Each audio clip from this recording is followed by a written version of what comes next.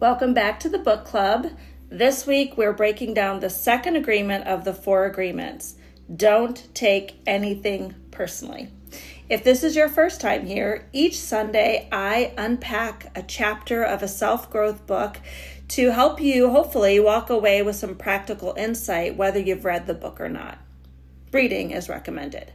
But if you don't, if you do, I also want you to remember that you don't have to agree with everything in the book to get value out of it. So take what resonates with you and discard the rest. And finally, don't forget that you can go to katinalee.com and get a downloadable PDF that goes along with this week. There's a summary and then there's some questions and some journal prompts. You don't have to sign up for anything, just click on the link. So let's get started. Ruiz starts this chapter with a radical truth. Nothing other people do is because of you. It's because of themselves. Let that sink in for a minute. When someone lashes out, when they cheat, when they criticize, when they ghost, it's a reflection of their inner world and not your worth. This doesn't mean that we don't feel it, but it does mean that we don't have to own it. Most of us were taught from childhood that everything is personal. We were rewarded when people liked us, punished when people didn't. So we internalize the idea that other people's actions define us. Ruiz calls this a kind of agreement, but one that we didn't choose and yet we continue to live by. But here's the truth. People speak and act from their own beliefs, their wounds, their mood, their fear, their upbringing, their trauma. Even their compliments are filtered through their own lens. So whether they say you're the best or the worst is never really about you. It is about them. And when we take things personally, we give away our power. We absorb other people's projections as truth. We spiral with shame, or we shrink just to stay liked. Ruiz says, taking things personally makes you easy prey for emotional poison. Every time someone says something hurtful, we don't let that just sting once. We replay it over and over and over. We ingest their poison and we call it reality.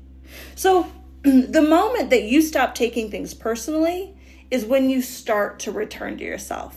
You don't personalize your partner's bad mood. You don't assume silence means rejection. You don't turn every criticism from someone into your character flaw. Instead, you can ask, is this really about me, or is it about something that they're carrying?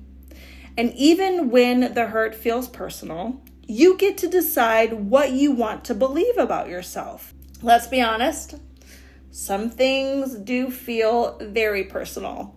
Breakups, betrayals, ghosting, abandonment. I know, I've been there. It felt impossible to believe that it wasn't about me.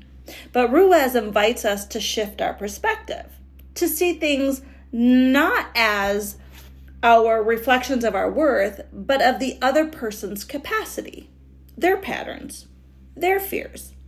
So when I stopped asking, why wasn't I enough, and started asking what was actually going on with them, that's when I finally started to heal. Let me be clear. Not taking things personally is not about dodging accountability. If we hurt someone, we own it. If we're wrong, we do what we have to make it right. But what it does mean is we no longer live under the false belief that we are responsible for everyone else's emotions, actions, or opinions. So, here's your challenge for this week.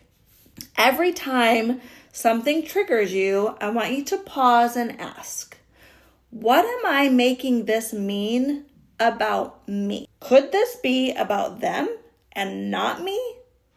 Can I return my power to myself? Your peace begins where your need to absorb ends. So, drop me a comment below and share what's one story that you've been telling yourself that might not actually be about you. What would it feel like to stop owning someone else's behavior? And then next Sunday, we're going to explore the third agreement, which is don't make assumptions. And trust me, this one builds beautifully on everything that we've been learning. So remember, their actions don't define you. Their opinions don't limit you. Their silence doesn't shrink your worth. You are not what they did or what they said. You are what you choose to believe next. So, I will see you next Sunday.